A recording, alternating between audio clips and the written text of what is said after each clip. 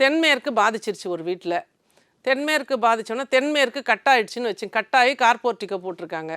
அந்த வீட்டில் ஒரு டைவர்ஸ் வந்துருச்சு, ஒரு கேஸ் வந்துருச்சு, தொழில் சரியாக நடக்கலை, வந்த வருமானம் தங்கலை, இந்த மாதிரி ஏராளமான இஷ்யூஸ் ஓடிக்கிட்டு இருக்கு. அங்கே போயிட்டு உங்களுக்கு இங்கே ராகு பிரச்சனையாக இருக்குது. ராகுக்கு நீங்கள் ப்ரீதி பண்ணி ராகு ஆக்டிவேஷனில் வந்துருச்சு.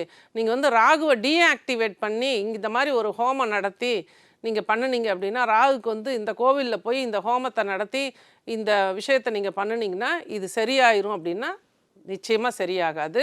வாஸ்து வேற, நவகிரகங்கள் அந்தந்த இடத்துல இருக்குது. அப்போ தென்மேற்கு கட்டாக இருக்குன்னா அந்த தென்மேற்கை சரி பண்ணணும்.